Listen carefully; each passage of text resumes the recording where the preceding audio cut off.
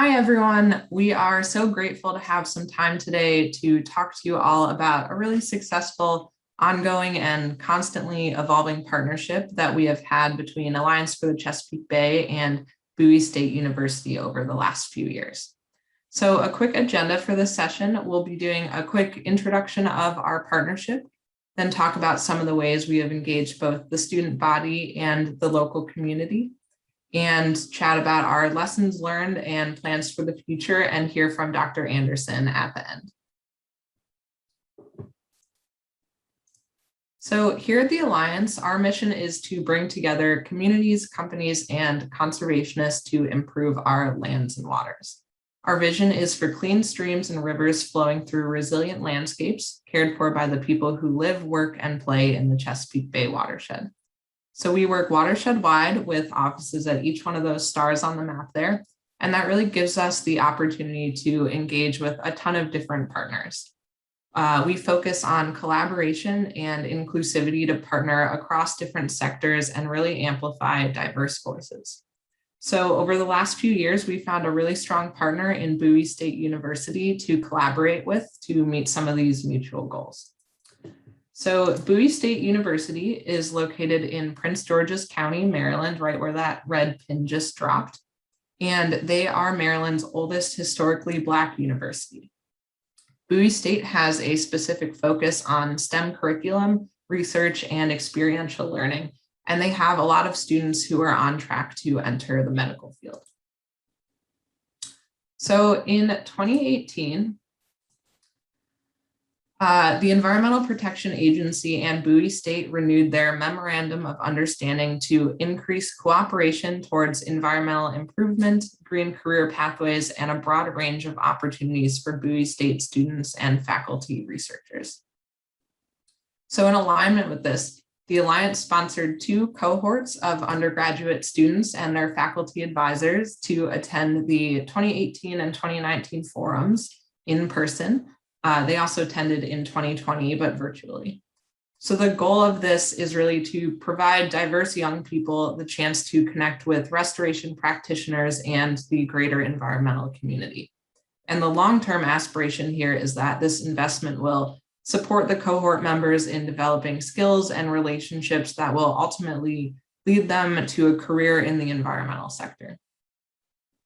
So this sort of partnership has taken a lot of work on the Alliance's end with our internal diversity, equity, and inclusion team to be able to enter this space in an appropriate way.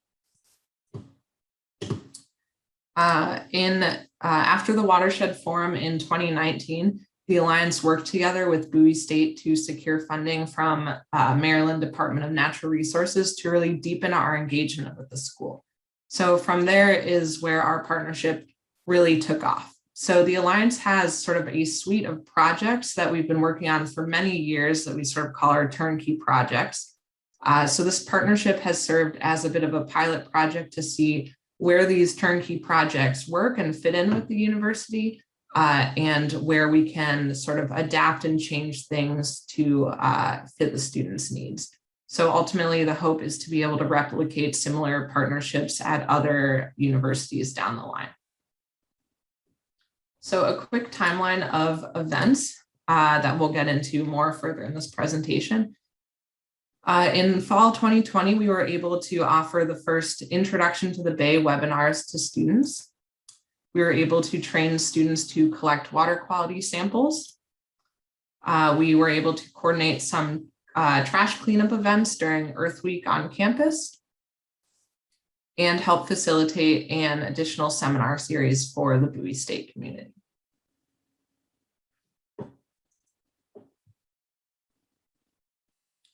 So we started off with what we called our Bay 101 seminars that were pretty introductory. We recognized that we needed to lay the groundwork of Chesapeake Bay environmental issues for students that hadn't previously attended watershed forums.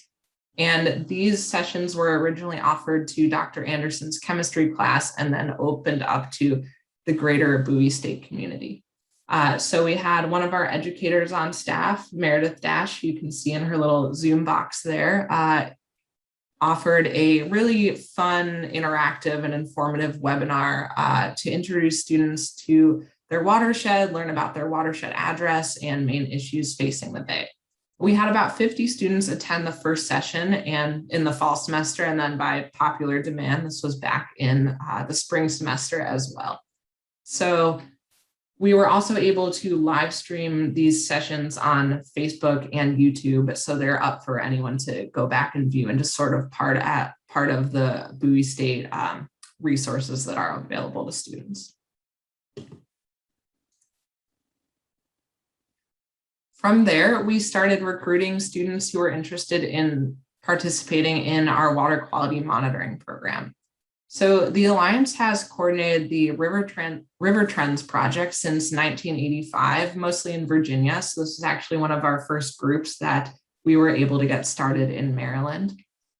So at this point, this again operates as a turnkey program where we can really easily provide the training and equipment for people to get started monitoring their local waterways.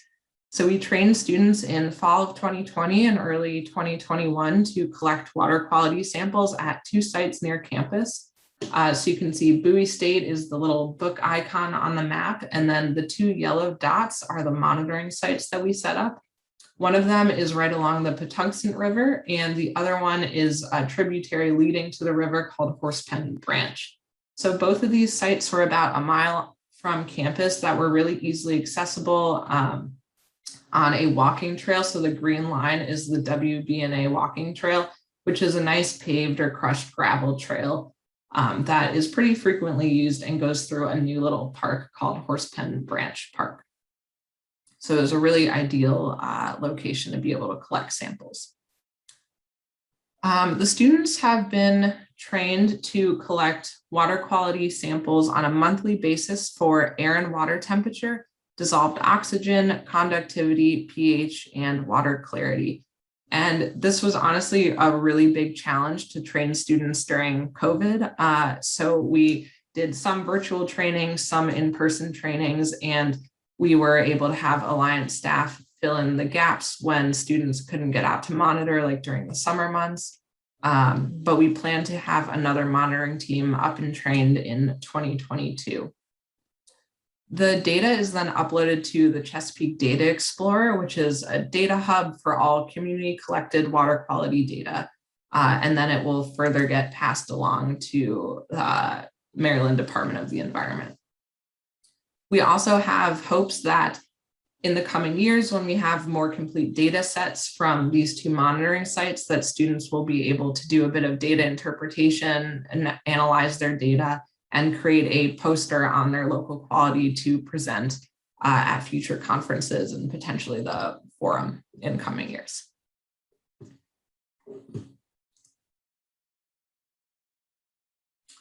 So another one of the programs that the Alliance was really able to really easily implement with students was Project Clean Stream, which coordinates trash cleanups all over the watershed.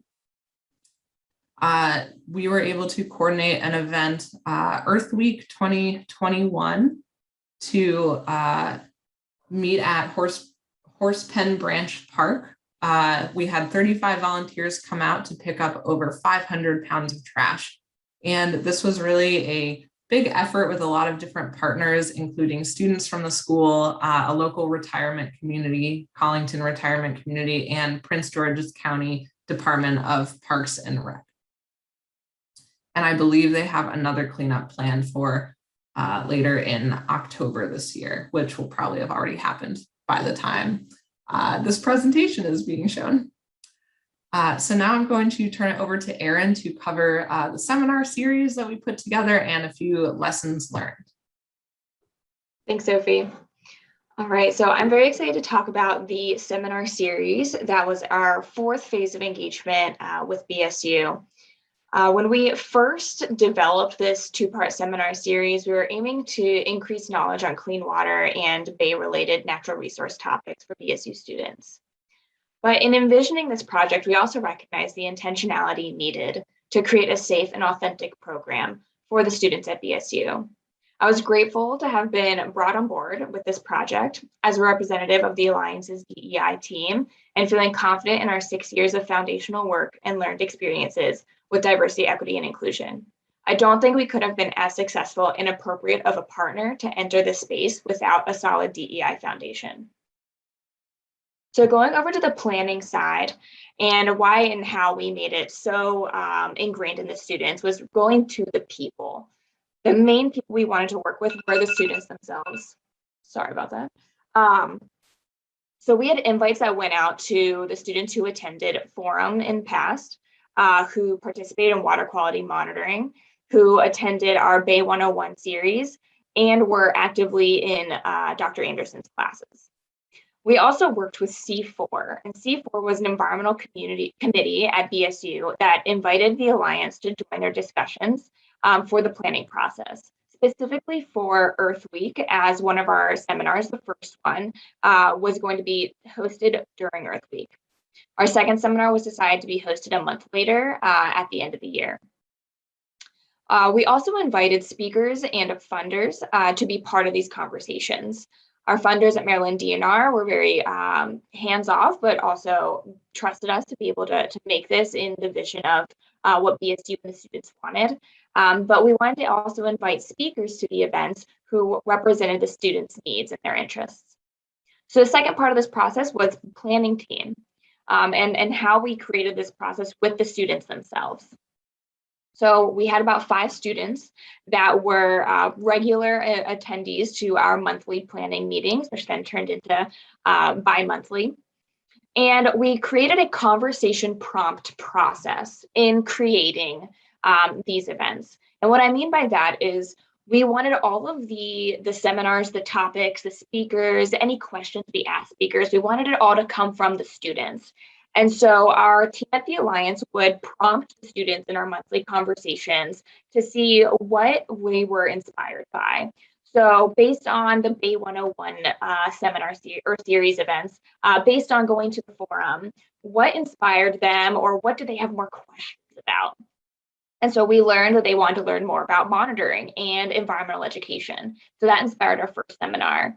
And then the forum experience and talking about environmental justice in this space really piqued their interest to learn more. And so we hosted our second series to discuss environmental justice. And then we did the same exact process with the speakers, helped us understand the need for diverse backgrounds and diverse ages, and speakers that could speak to local and regional work. Lastly, this process was put towards our Q&A creation. So each of our seminar series events had a Q&A, and we found the themes with the students of what did they want to ask, and how did we want to integrate these questions into the sessions themselves. And then, of course, we wanted to have and show the student leadership in the events themselves. So we asked a student to be a representative at each of the events by having them facilitate the Q&A process or the Q&A part of the series themselves. And of course, this was all hosted over Zoom, Facebook Live, and YouTube because we are in a virtual setting right now. And a lot of the planning was used over G Suite, email, and phone. So then the results, we really wanted this to show student leadership. That was the main thing that wanted to come out of this, student leadership and student owned, but also environmental careers and networking. And so the students asked us to create a resource that attendees could walk away with that could help talk about either other webinars or events, other conferences, any affinity groups they could join within the environmental career. So going over to the event itself, we had speakers who we really wanted to focus on BIPOC scientists that could speak to the lived experiences of these students in both a local and regional setting. So our first seminar was built out as a brown bag lunch event, connecting public health and ecosystem health. Our speakers, we had one that was very localized. She's an urban ag group in Baltimore. And our second one was on a more regional and almost national scale with an environmental health group. And our student facilitator for the Q&A section of that series event spoke to water quality and air pollution issues contributing to public health concerns in Bowie State, Prince George's County, and the Chesapeake Bay watershed. Our second seminar was longer. It hit on more topics, and of course, it had more speakers.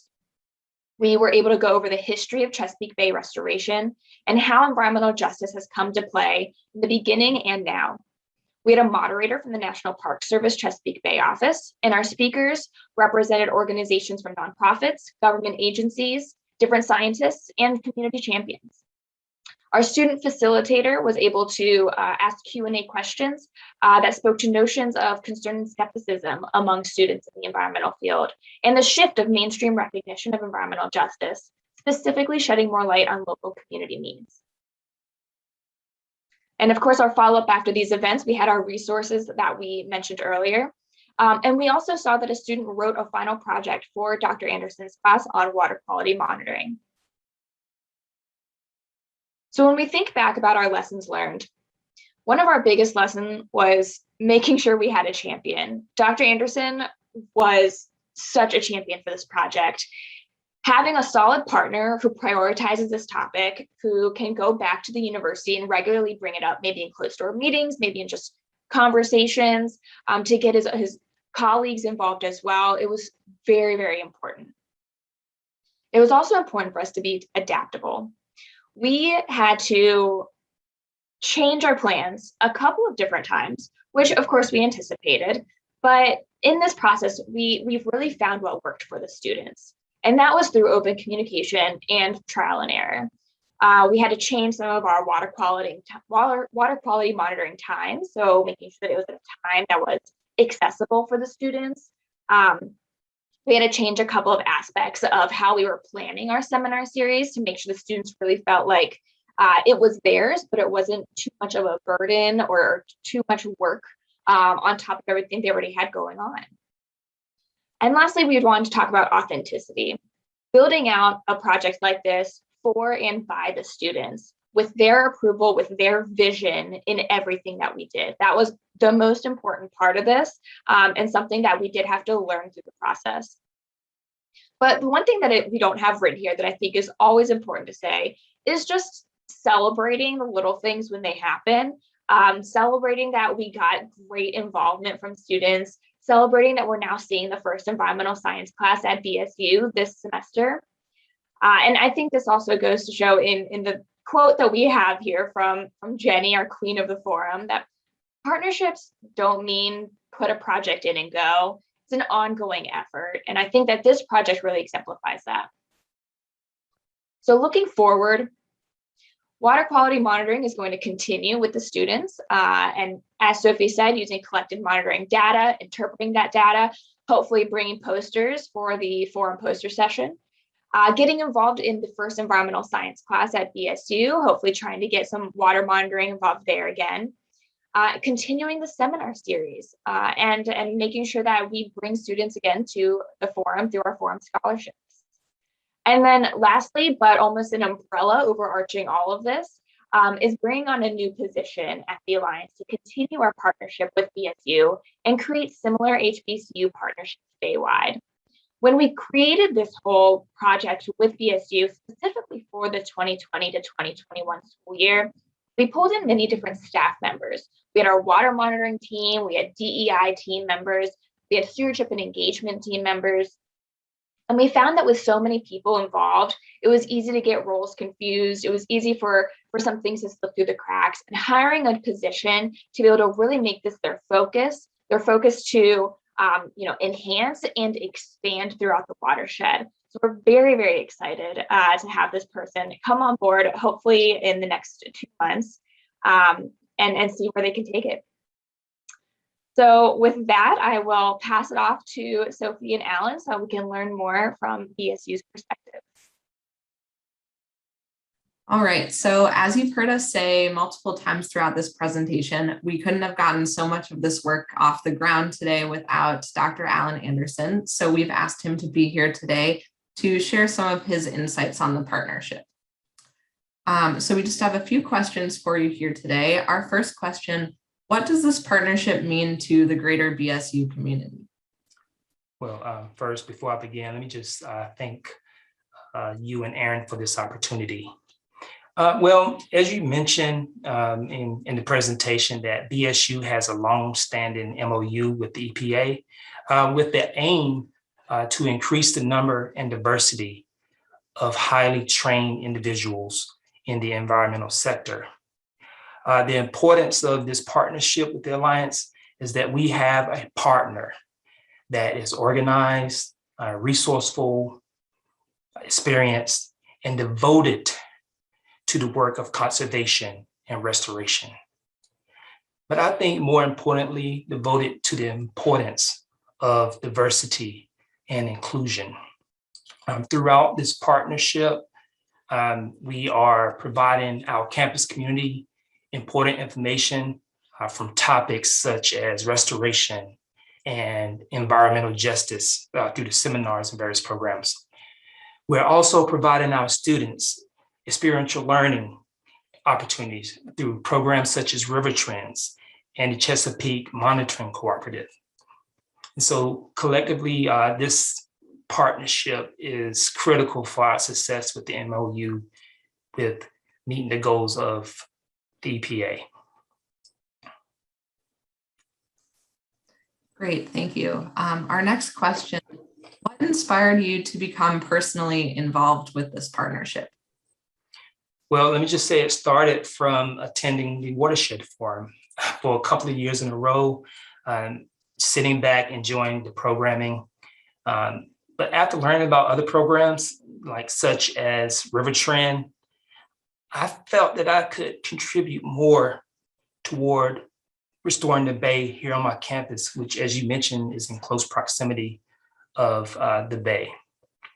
Let me just say that secondly, the team that you have, I'm really inspired by you all, you, Erin and Sophie, as well as Jenny, Liz, the CEO, Kate, Meredith, and Mel, for your devotion and commitment to helping us assist our campus with meeting our goals with this MOU. And as a partner, you're like a second family, but you're inclusive. You listen to us, you listen to our students, and you are experts in stewardship and I'll say student engagement. All right, and our last question for you. Is there any impact that you've seen on your students who have participated in any of these projects over the last few years? I mean, in addition to having our students to understand restoration and hopefully have careers, green careers, if I may, we wanted to encourage them to be environmentally, socially, and environmentally responsible throughout whatever they decide to do in their careers. And so what I've seen really is I've seen more awareness of the Chesapeake Bay and the importance of the stewardship of the Bay. I've seen they understand the economic impact to this region. As you mentioned, we're very close. Let's say like the Chesapeake Bay Bridge is 30 miles from our campus. And as you mentioned, there's a tributary that the Patuxent River runs through our campus. And so I think the greatest impact is that students themselves, through the water monitoring program, they are positively influence change on the Bay. And I can see the confidence when they do the water monitoring activities. Let me just give you just a recent success story. We now have 2 students that are alumni, I'll call them, of this monitoring program that are interning at the EPA. This would not have been possible without this partnership. I want to thank you. Thank you. Thank you, Dr. Anderson. That was great. So I believe we'll have a few minutes at the end of this recording for Erin and Dr. Anderson and I to answer any questions live that you may have. Thanks. Thank you.